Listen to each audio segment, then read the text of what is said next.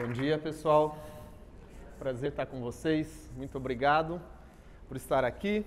Espero que a gente tenha um tempo bacana de troca de informações, de maneira muito suave, à vontade e até informal. Bom, como a Catarina já me apresentou, né? Vocês devem estar falando, nossa, 22 anos de experiência é o Botox. Então ela dá uma... Brincadeira, é que eu tenho 39 anos, mas eu comecei muito cedo no comércio exterior. Depois eu vou contar um pouquinho para vocês de como eu entrei nesta barca, tá bom? Bom, falando só para vocês saberem, né, um pouquinho de mim. Eu sou casado há 20 anos com essa minha namorada aqui, linda, Ana Pego. Talvez alguns de vocês sabem, ela está mais presente nas redes sociais. Esse é meu filho, o Caio, tem 17 anos. Esse é meu sócio, o Adriano. Fica em pé aí, Adriano, só para vocês conhecerem. Essa é a minha metade nos negócios. Não, lindo não é. Então, o Adriano, a gente já trabalha junto há mais de 10 anos e alguns estamos empreendendo de maneira mais intencional nesta área. E aqui são os meus sócios da China, o David, que todo mundo deve conhecer um David na China, né? Esse é o David, esse é o D'Angelo, esse sou eu. Essa foto a gente tirou agora em novembro, que eu passei o mês lá. E esse é o nosso time da China, que fica lá no escritório, que vocês vão entender um pouquinho mais pra frente. Então aqui eu falo pela Nexo e pela DXID. Ok, pessoal? Bom, vamos direto ao ponto, porque a Catarina me disse que eu não posso passar nem um minuto do tempo. Gente, vamos tentar entrar aqui um pouquinho no jogo.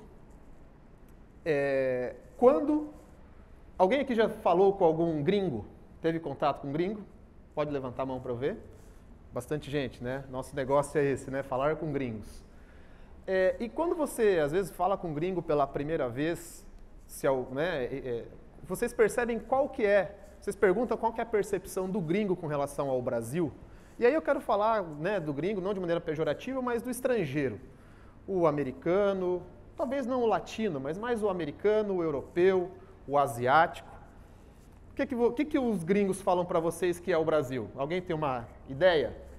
Futebol. O que mais? Samba. Carnaval. Caipirinha.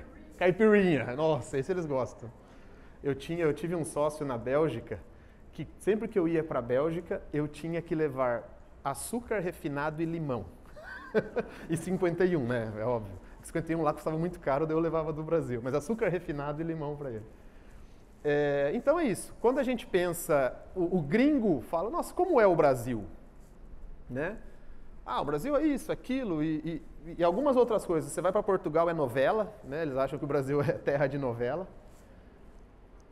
Né? Mas não é só isso. Nós que estamos aqui, nós temos uma visão diferente do nosso país, porque nós vivemos, nós temos contexto, né? Nós somos produtores, nós desenvolvemos tecnologia. Na semana passada, retrasada, semana da Páscoa, a gente foi para o sul e eu levei, meu filho está trabalhando comigo e a gente foi numa indústria cliente nossa. E esse pessoal tem uma divisão que fabrica peças aeronáuticas. Eles têm patentes mundiais de diversas peças que vão em avião. Então os clientes deles são Boeing, Airbus e outros fabricantes de avião. E eu sei que a gente ia para uma reunião, meu filho ficou, né, vendo lá uma sala com semicondutores e o pessoal trabalhando em desenvolvimento de produto, ele ficou vidrado. E ele falou, cara, no Brasil a gente faz isso, sim, a gente faz isso e exporta tecnologia, não é? Então sim, nós somos produtores e desenvolvedores de tecnologia, mas muitas vezes quem está do outro lado não conhece tudo isso que nós fazemos. Por outro lado, quem aqui já foi para o Japão? Poucas pessoas. E tem uma oportunidade de conhecer. Se eu perguntar para vocês, Japão, o que vem na sua cabeça? Disciplina? Tecnologia. Algo mais? qualidade... Como? Andar de pijama na rua também. Mas, e essas coisinhas, né, esses desenhinhos assim, eu esqueci o nome disso, mangá? Anime, desculpa, eu não sou muito geração, né?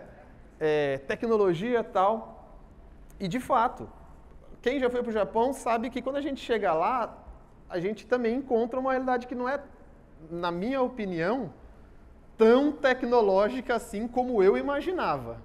Pelo contrário, o Japão é um país extremamente tradicional e a tecnologia chegou lá muito cedo e ela continuou. Um exemplo, eu tive a oportunidade de andar de Shinkansen, o trem tão famoso do Japão. É ótimo, é pontual, é eficiente.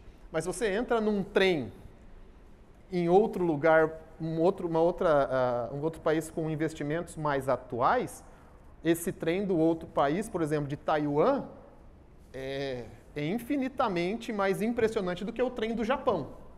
Ou seja, mas o Japão ele tem a fama, né? E isso não foi por acaso. Todos sabem que depois da guerra, né, da Segunda Guerra, o Japão passou por um momento totalmente complicado do ponto de vista econômico de reconstrução. E a Sony, em 1950, tinha essa missão de levar para o mundo uma outra cara para o Japão, uma cara do Japão para o resto do mundo. E foram muito bem sucedidos. Claro que não é só marketing, né? O país de fato se desenvolveu muito, mas conseguiu comunicar o resto do mundo de que ele tinha tecnologia, tinha disciplina, tal. Isso foi comunicado de maneira intencional. Eu sempre cito os exemplos de café. Todo mundo aqui gosta de café, ou a maioria. Vocês já tomaram café colombiano? Né? Juan Valdez, tal. Maravilhoso. Mas o café brasileiro é muito mais premiado que o café colombiano. Porém, o marketing do café colombiano internacional é muito melhor que o do Brasil. Por isso que fora do Brasil, todos acham que o café colombiano é o melhor do mundo. Ou seja, o que eu estou falando para vocês? Narrativa, marketing, como vender, como apresentar aquilo que nós somos. E, por fim, para fechar essa primeira parte, o que é a China para você? Quem aqui já foi para a China? Pode levantar a mão para a gente ver? Bastante gente, hein? Não é normal. Mas, para quem não foi, o que é a China para você? Alguém me fala alguma coisa aí? Produto falsificado. Boa. Mão de obra barata? Algo mais? Muita gente. Como? Shein? Shein é de roupa, né? Algo mais? O que é a China pra gente, né? Todo mundo me pergunta, você comeu escorpião? Né? O que você come lá? Não sei, isso vem na hora, assim. O que você come lá? O que falou, né? As marcas. Não é falsificada, ela é uma outra marca parecida.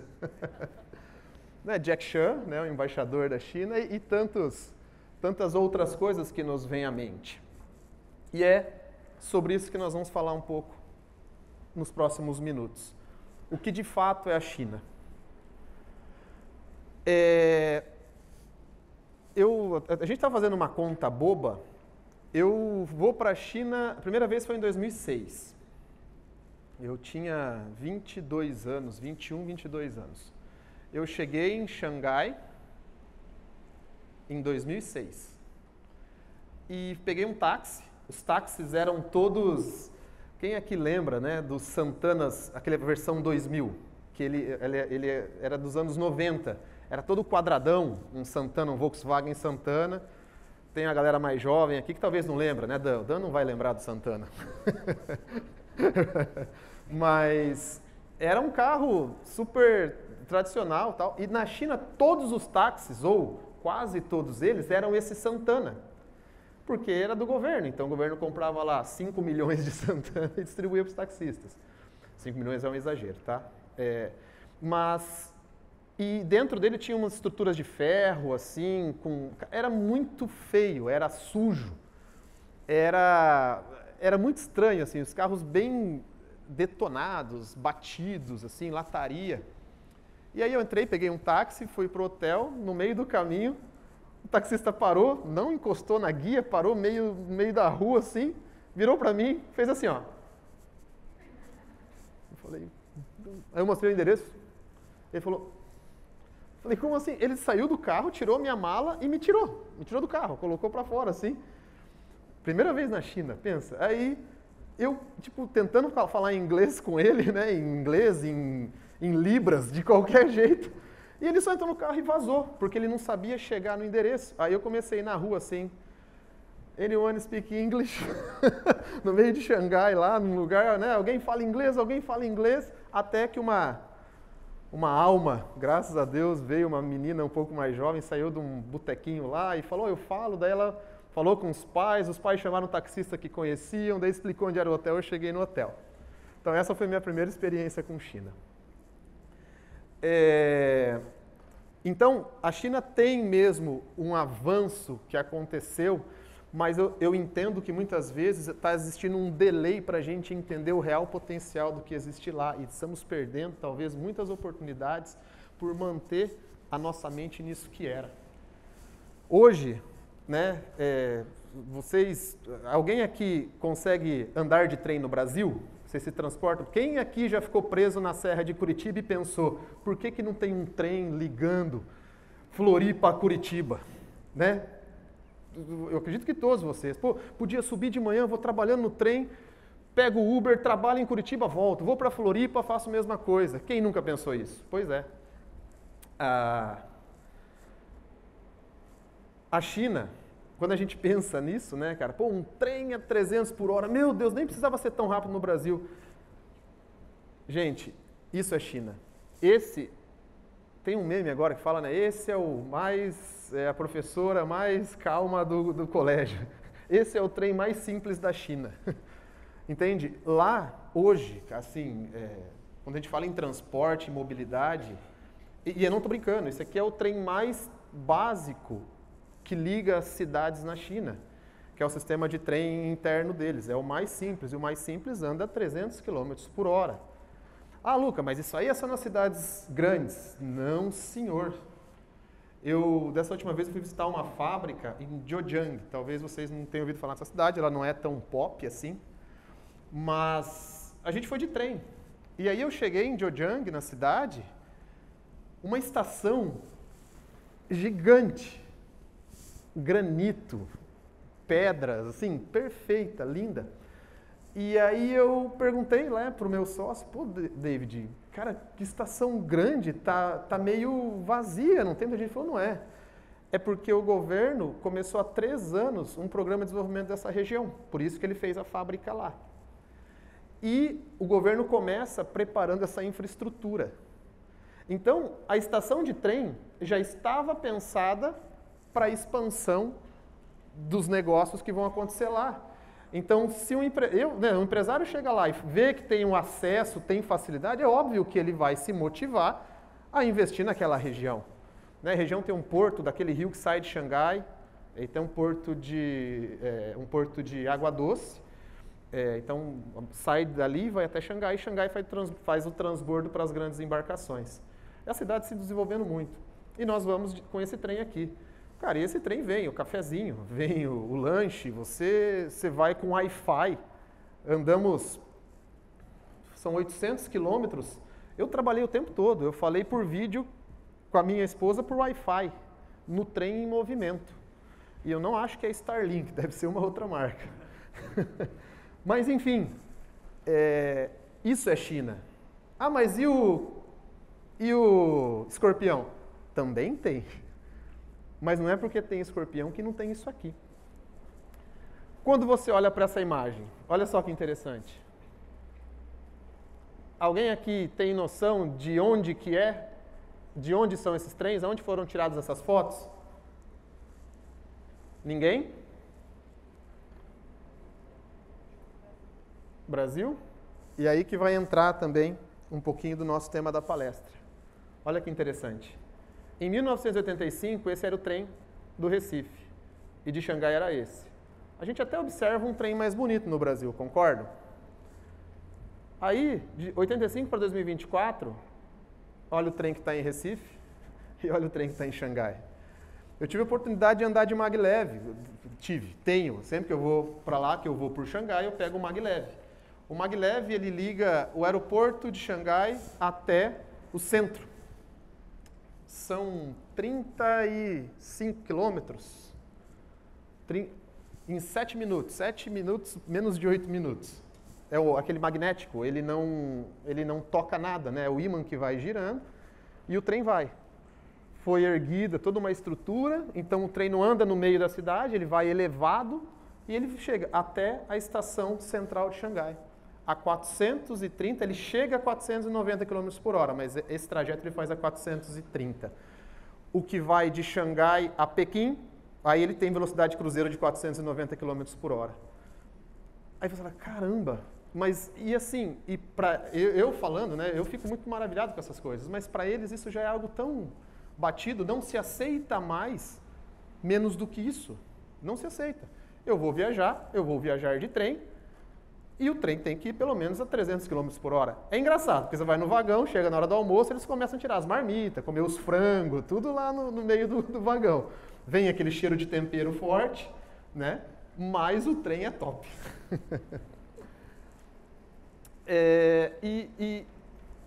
Quando a gente traz essa questão do design, uma informação importante para vocês. O Brasil, a China, desde os anos 90, começou, desde os anos 80, um plano estratégico de desenvolvimento do país. E isso foram várias fases, e eles estão conseguindo atingir patamares muito elevados. Haja vista que, certamente, boa parte dos senhores aqui na sala, de alguma maneira, tem negócios com a China. Talvez ainda não foram, tal, mas os negócios, o ecossistema passa por China. E é incrível o quanto a China investiu em capacitação e desenvolvimento de pessoas e processos.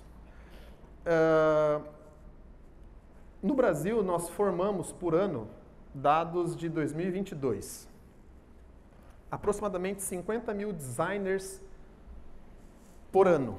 50 mil designers no Brasil se formam por ano. Na China, desde 2016, mais de 1 milhão de designers por ano. 1 milhão de designers por ano.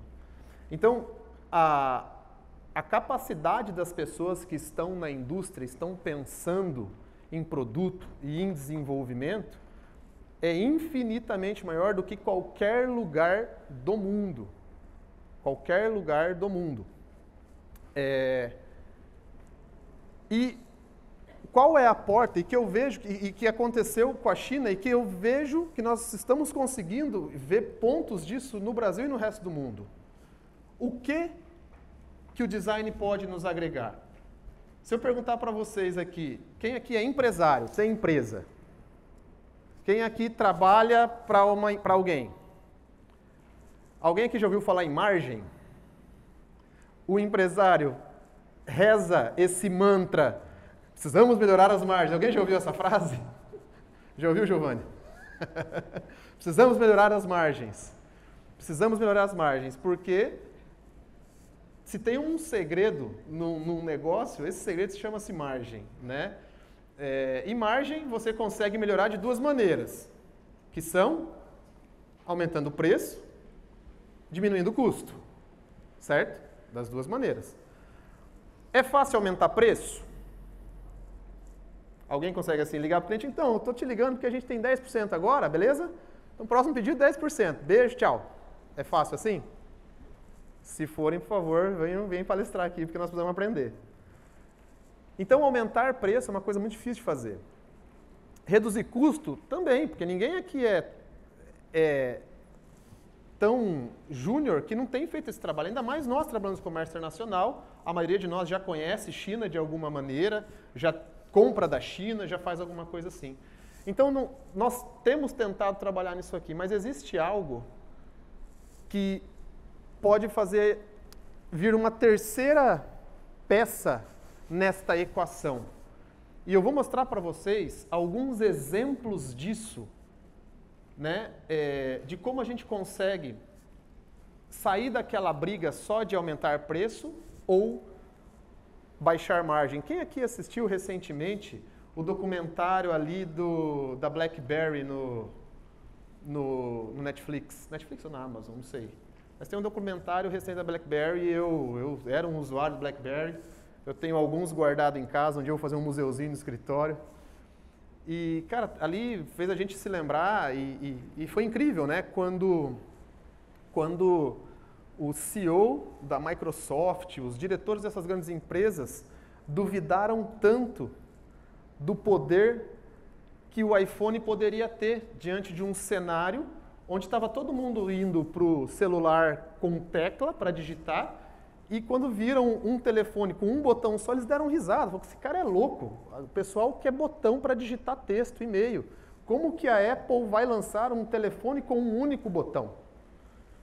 E aí entra o poder do design e da diferenciação. E eles ainda falaram, como que alguém em sã consciência vai pagar $500 num celular sem botões? Existiam todos os celulares com vários botões.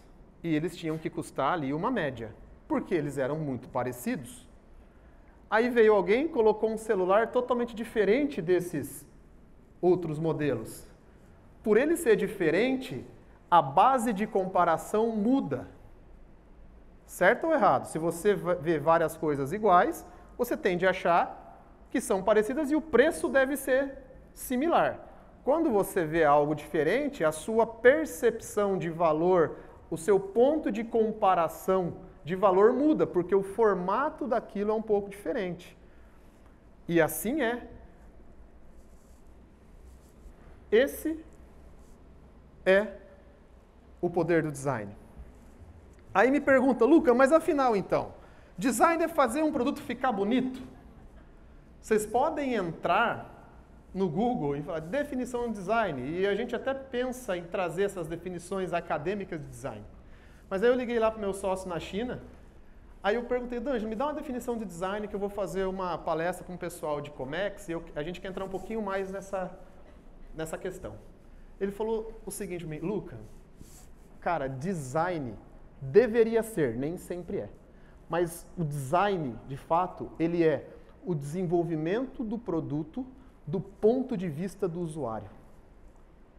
Desenvolvimento de um produto do ponto de vista de usuário. Temos engenheiros aqui? Só eu? Não, estou brincando.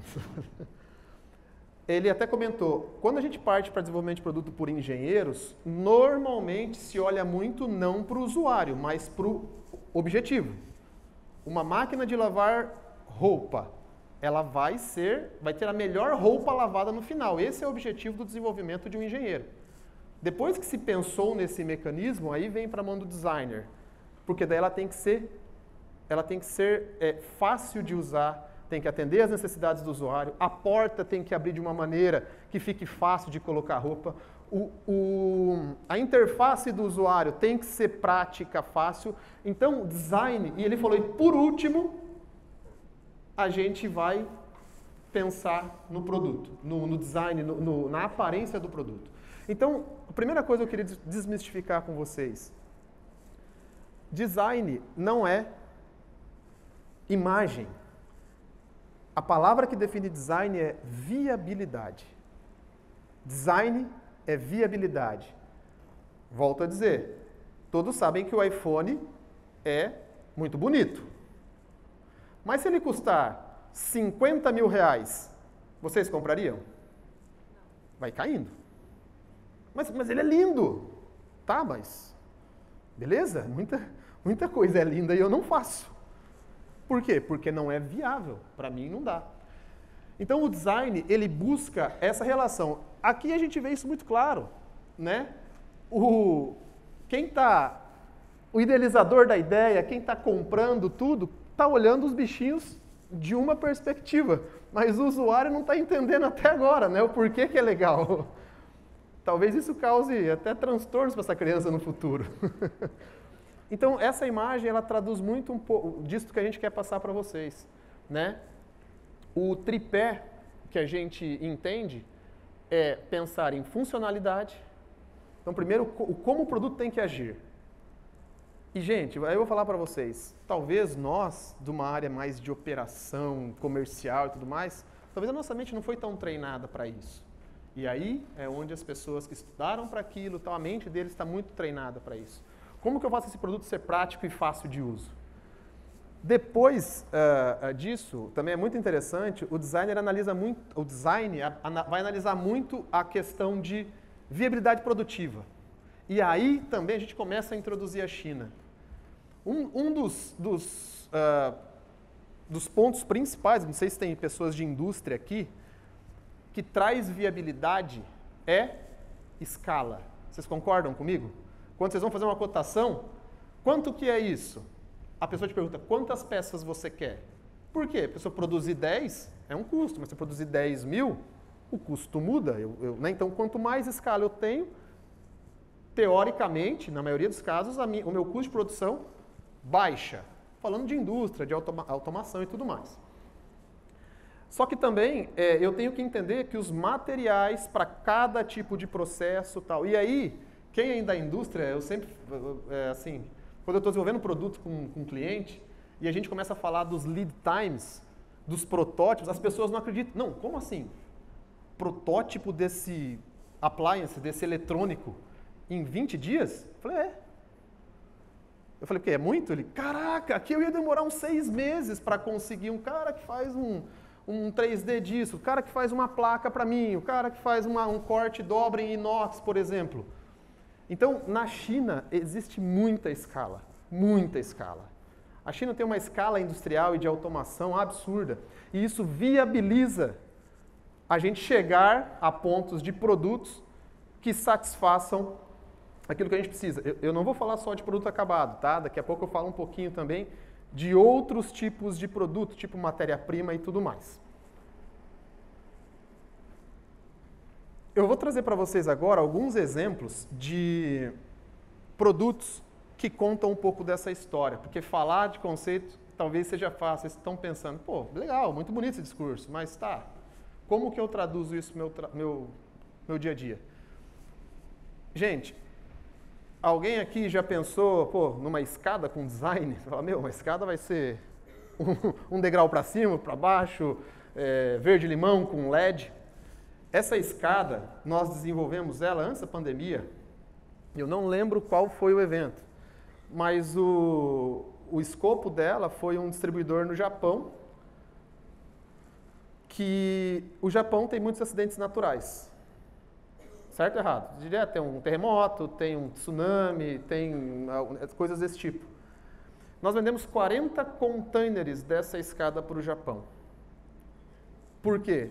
Porque ela é uma escada, ela é um andaime, ela tem uma sustentação para um peso que é muito maior do que os outros, mas ela pesa muito menos. A gente desenvolveu ela e ela custava, de um produto similar, ela custava quase 20% a menos, porque ela tinha menos material e etc, que eu posso contar para vocês aqui durante uns 10 minutos o que essa escada faz pelo usuário. Então ela foi assim, top sales, claro, hoje vende, mas vende menos, mas foram 40 containers no espaço de 6 meses para o Japão, porque as pessoas precisam estar preparadas caso aconteça alguma coisa em casa, destelha, alguma coisa, tem que ter ali para se virar.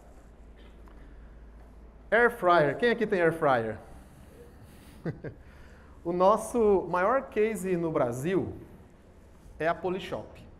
Polishop hoje não é mais o maior cliente, mas tudo que vocês verem no Polishop, de panela. Quem tem panela? Eu tenho. Panela do Polishop. Panelas, facas, utensílios, as air fryers e toda a parte fitness, não parece, né? Porque eu vendo fitness, mas eu vendo também esteira, bicicleta, todas aquelas coisas do Polishop. Tudo que vocês veem lá, do zero até o produto, somos nós que desenvolvemos. Do design, a fabricação e entrega. Essa air fryer, quando o João começou, o que fez a air fryer ficar famosa no Brasil? Philips Valita, né? E ele fez uma exclusividade e vendia só Philips Valita no Polishop, ele era exclusivo. Anos se passaram e vieram outras marcas. Hoje a Air Fryer tem um mercado, assim, ó, é absurdo, é gigante e é mundial. Mas a Philips Valita continuava como a melhor posicionada no mercado. E é, de fato, um produto muito bom. Aí a Polishop nos procurou e falou, gente, a gente vai fazer uma Air Fryer com a nossa marca. Eu quero que a minha marca seja colocada do lado da Philips Valita e seja tão boa quanto. Fizemos alguns estudos e desenvolvemos essa Air Fryer que está aqui. Foi 6 a 7 meses de desenvolvimento. Bom, mas o que tem no Air Fryer? Essa em específico, nós temos 2 elementos. Ela tem a porta de vidro e luz interna, coisa que não tinha antes. Então, um pequeno detalhe que faz com que você consiga ver o alimento sem ter que abrir. E tá vendo que tem, não dá para enxergar direito, tem alguns botões aqui que ele vai ter um detalhezinho aqui, ó, que é como se fosse um risquinho embaixo. Por exemplo, tem na batata frita, no frango, steak e alguns alimentos que você precisa abrir e dar uma mexida. Você não pode colocar lá e deixar todo o ciclo, porque senão vai ficar cru embaixo e tal. Nós colocamos nessa pré-configuração, então eu quero batata frita, você aperta o botão da batata frita e quando tiver na hora de chacoalhar, ele vai dar um bip para você não esquecer. Talvez não aconteceu com vocês, mas eu já queimei batata frita na Air Fryer, porque eu coloquei para fazer, fui fazer outra coisa, putz, esqueci de chacoalhar. Daí estava crua as de baixo e as de cima estavam muito passadas, queimadas. Então são detalhes olhando para o usuário, para facilitar a vida do usuário. Ah, Luca, e quanto custa mais por isso? Percebem que não custa quase nada, em termos de custo, em termos de matéria-prima, mas agrega valor? O que aconteceu? A Polishop pegou esse produto, que custava quase a mesma coisa da antiga, e posicionou do lado da Philips Valita. Ele pegou um produto que custava quase a mesma coisa e aumentou uns 40% o preço de venda. Só com pequenos elementos de pensar do ponto de vista do usuário, de agregar valor. E hoje ela é uma das 20 Air Fryers mais vendidas no Brasil. Essa aqui está entre as 4 de alto valor, né? Porque tem a linha de mais cara e a linha mais barata. Quem aqui usa mala? Alguém usa mala? A mala de vocês é de rodinha? Então, olha só. Quando surgiu a mala de rodinha? Agora é hora de informação aleatória. Quando surgiu? Chega na sua casa hoje, você sabe quando surgiu a mala de rodinha? Uma coisa tão básica, tão simples, né? Alguém tem um palpite? Quando surgiu o avião? 90?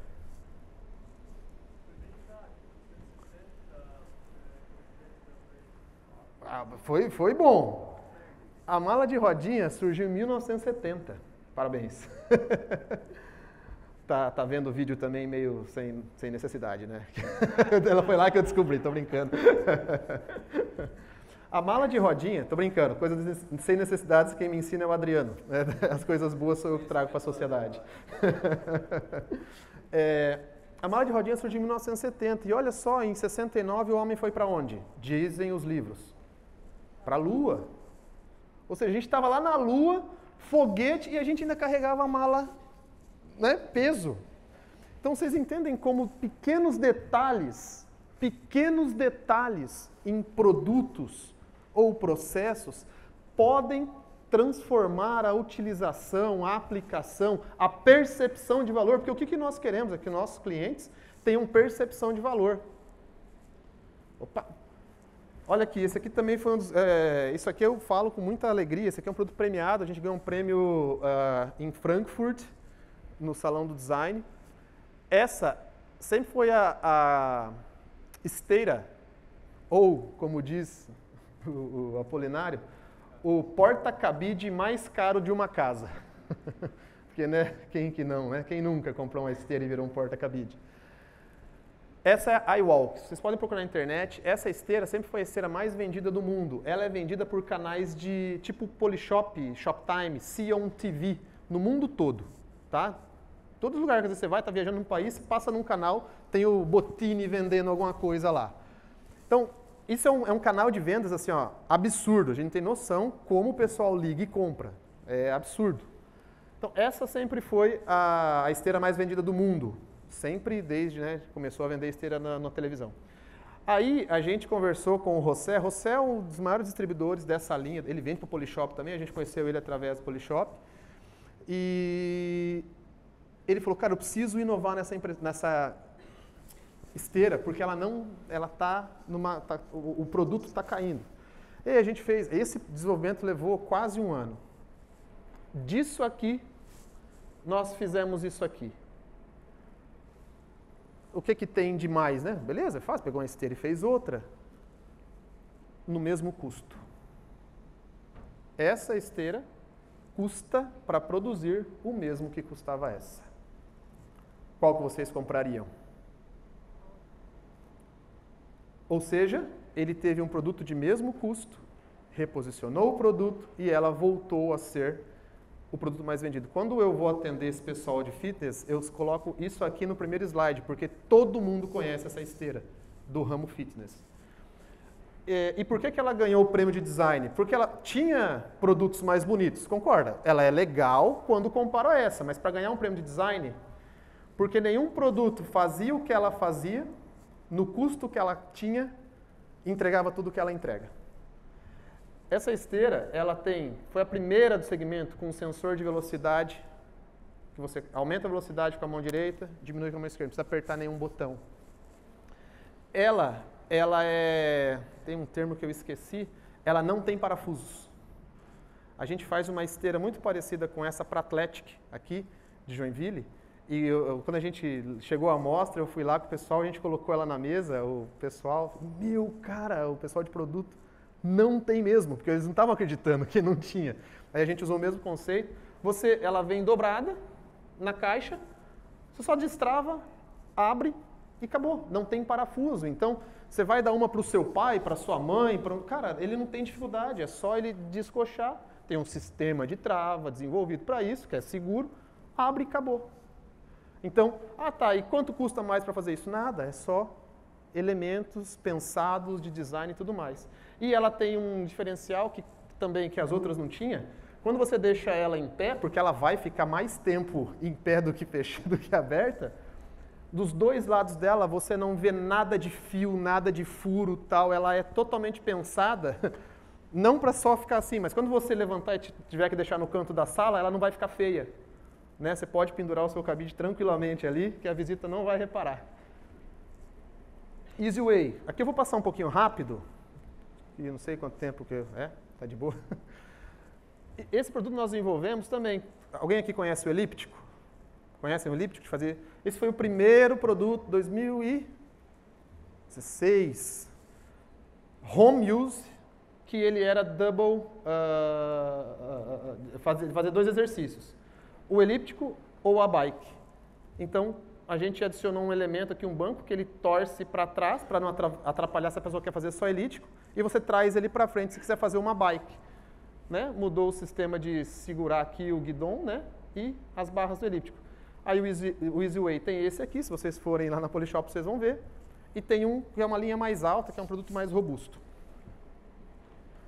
Abbey Rowing, esse produto também ele é vencedor. A gente ganhou um prêmio na China e isso, cara, a gente vende assim, ó, nossa, para dar com o pé.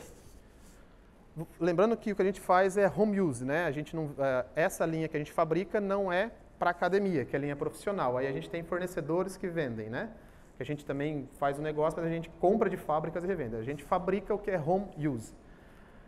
O Abbey Rowing, você consegue fazer até 64 exercícios nesta pequena estrutura metálica e de plástico. Se alguém aqui trabalhar com indústria, com metalurgia, deve ver esse produto e deve dar risada do quanto custa para fabricar um produto desse. Vocês verem, são basicamente duas barras de ferro, de aço, soldadas, pintadas com alguns elementos, mas você faz 64 exercícios na sua casa. Daqui a pouco vocês vão, eu falo, ligue já, aqui, liga aqui. Mas foi um produto desenvolvido do zero. Tem um videozinho dele aqui, só para vocês verem o que ele faz.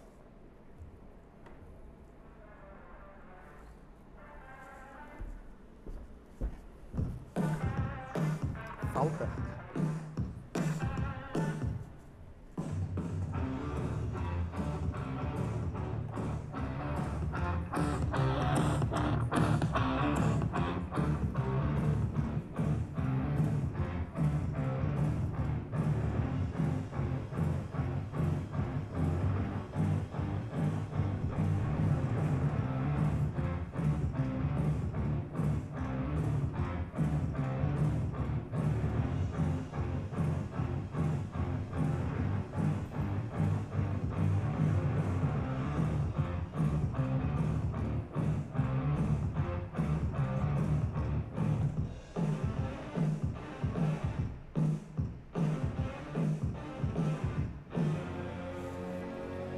Bom, e não é só o desenvolvimento de produto, mas é você comunicar e contar a história para o seu cliente, né?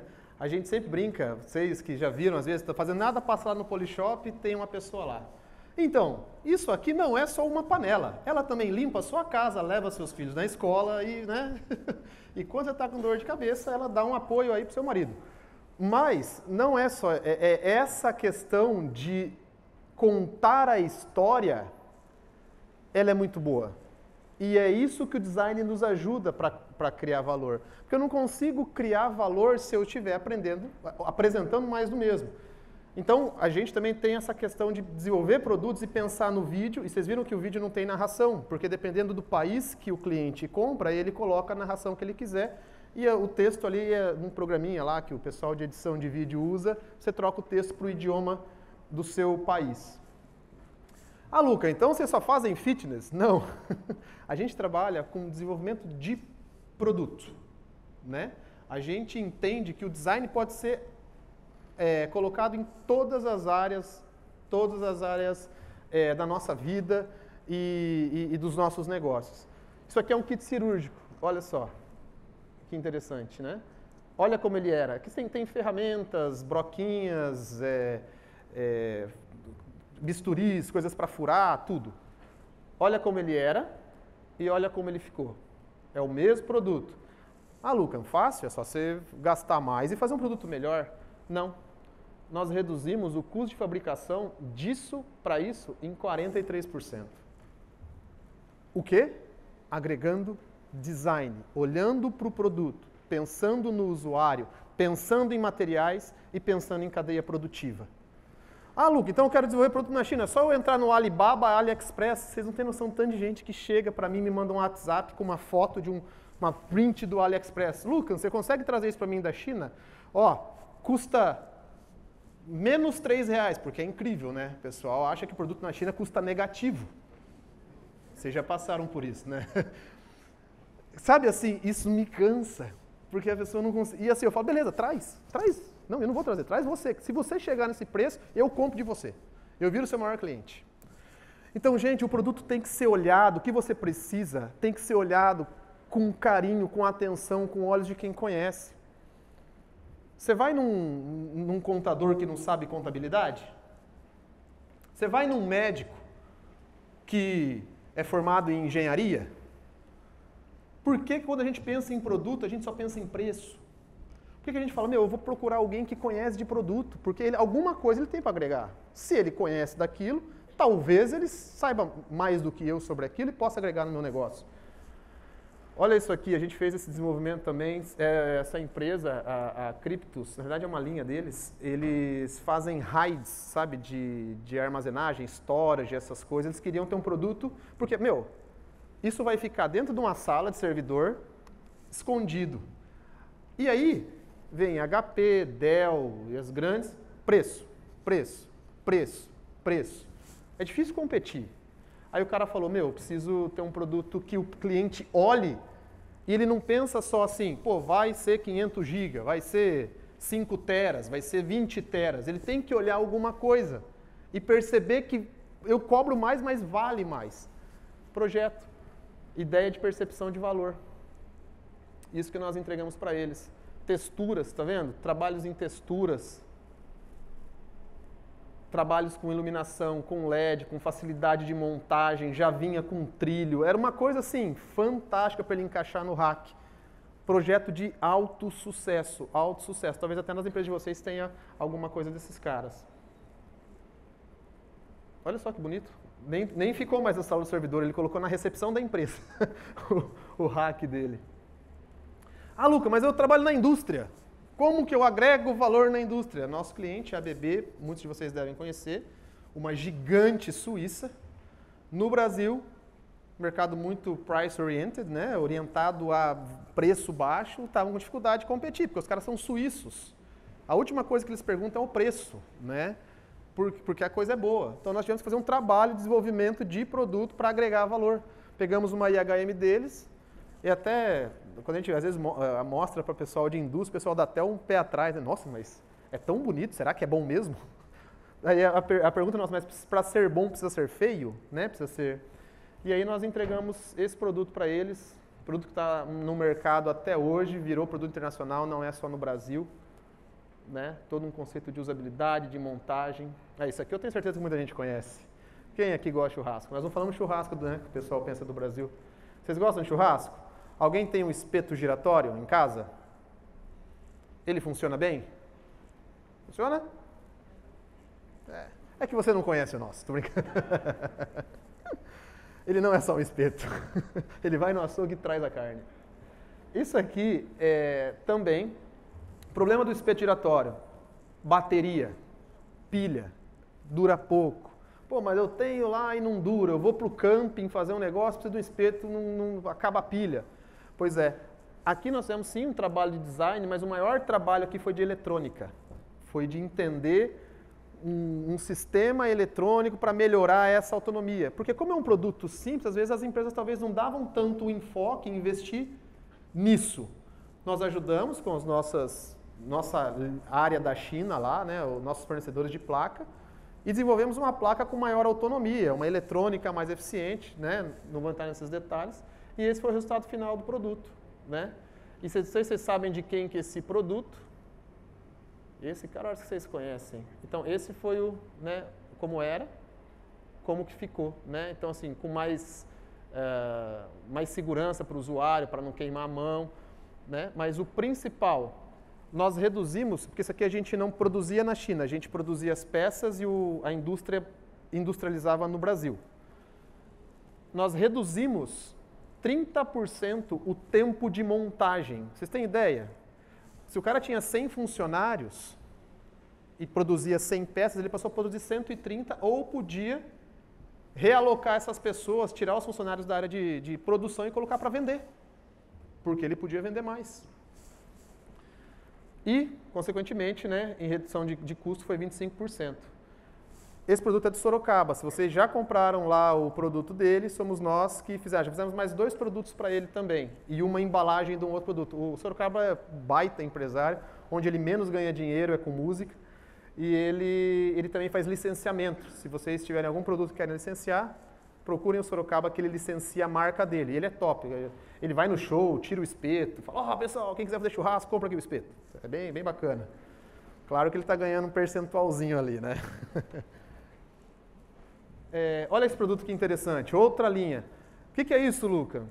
Acessibilidade. Né? Isso aqui foi feito para a Europa. A gente até não pedi para o D'Angelo a foto final, mas ele não me mandou. Principalmente voltado para táxis. Né? Tinha que ter um produto leve, fácil de montar e que se adaptasse a neve. Tinha vários requerimentos. E nunca tinham pensado, de fato. Nós pensamos e chegamos nesse produto. Né? Materiais antiaderente, antiderrapante, facilidade de montar, com poucos parafusos ele adequa no carro e tal. Design. Mais uma vez o design resolvendo um problema. Quem aqui gosta de música? Né? Esse projeto eu amei, porque eu toco bateria. Eu não vou falar que eu sou o baterista, porque seria muita ousadia minha, mas eu gosto de tocar bateria. Cara, eu vi esse produto nascendo, assim. Esse produto a gente fez para a Odery, talvez vocês conhecem. A gente já fez vários produtos para eles. E teve um que eles queriam fazer tipo a Lamborghini, só que daí ficou muito caro, aí não deu viabilidade. Ficou lindo o pedal, mas não foi viável. Isso aqui é um pedal duplo, com direct drive, ele não tem corrente e tal, tem todos os elementos. E o foco, esse aqui eles tinham um foco de design, mas principalmente de usinagem. Tinha que ser mais prático para usinar, porque isso aqui é tudo peça usinada. Também nós conseguimos uma redução de 12% de custo total do produto. E volto a dizer, uma panela não precisa ser só uma panela, tá? Quando você pensa numa panela com design, eu vou tentar falar bem rápido, porque eu acho que aqui eu acabo a questão de produtos. Nós fizemos essa panela, o nome dela é Right Pan for All, uma panela certa para tudo. Um pouco audacioso. Mas primeiro, é uma panela quadrada, ela não é redonda, então ela tem 25% mais espaço do que uma panela redonda. São em 3 tamanhos, o cabo é removível, ou seja, você pode começar fazendo a comida no fogão e terminar dentro de um forno. A tampa dela tem um gotejador para você fazer uma finalização com vinho, por exemplo. O escorredor de macarrão, como ela é quadrada, eu não preciso fazer toda aquele risco, colocar na pia, trazer a panela, virar. Não, você só sobe e encaixa essa aqui nas laterais, ó, ela já escorre a comida para você. Ela escorre o macarrão ali, sem você ter muito risco de se queimar, de derrubar água e tudo mais. Ela tem essas tampinhas dela também funcionam como descansa-panela para você poder servir. O fato de o cabo ser removível, ela se torna já uma travessa de servir. Então você não precisa trocar de panela por um pote para uma travessa para servir na mesa. A própria panela já serve para isso.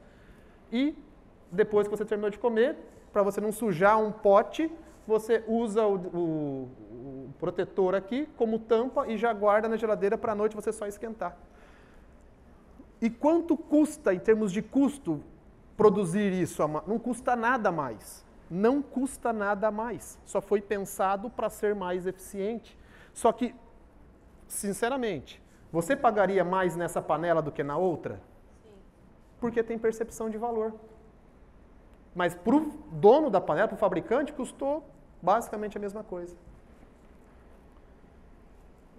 E a pequenininha ainda cabe na air fryer. Se vocês quiserem terminar alguma coisa na air fryer, o tamanho menor ela foi feita para caber na air fryer. E por último, em termos de produto, eu tenho esse produto. Slide errado, Evelyn? Agora sim, é o certo. Esse produto a gente desenvolveu. O meu sócio estava tirando férias, o designer, na Tailândia. Aí ele estava num resort. Aí ele via o pessoal sair da piscina, vinha para a cadeira, colocava o óculos de mergulho, voltava e mergulhava. Aí voltava, tirava o óculos, colocava o óculos de sol só para ficar de boa na piscina tomando uma. Mesma coisa no mar. Ele falou, cara, a pessoa tem que ficar andando e saindo, andando e saindo. Na minha época, eu brinco, eu tenho um filho ali de 17 anos. O Caio mergulha de óculos.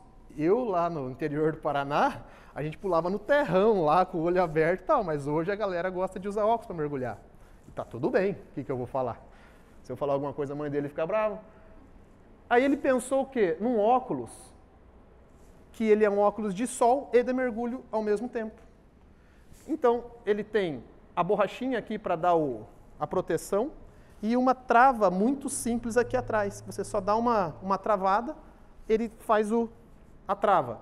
Levantou, quer ficar só tomando uma, destrava, ele não cai, mas ele também não fica te apertando para não ser desconfortável, e isso. Então ele tem o sistema de fixação. E o nosso maior cliente disso aqui é o Walmart. A gente vende aproximadamente de 2 milhões a 2 milhões e meio de óculos por ano para o Walmart. Eles chamam Walmart Hemisfério Norte. Então, se vocês forem nos Estados Unidos ou na Europa, vocês vão achar no Walmart. Não vende no Hemisfério Sul. Aí eu não sei por quê. Se tiver algum distribuidor no Brasil interessado, me procure no final. Mas é um conceito fantástico de produto. Masculino, feminino. Daí a gente, claro, tem uma linha daí mais comercial, né? Com isso. E o que tudo isso tem a ver com o Comex, Luca? Tem a ver que o nosso papel, nós somos internacionais, nós conseguimos ter acesso a tudo isso.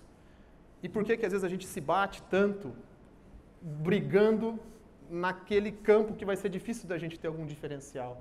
Então, a minha ideia de provocar vocês olhem a China com outros olhos, desmistifiquem. Esse dia a gente foi ter uma reunião com o cliente falou, cara, a China não gosta, tudo xing-ling.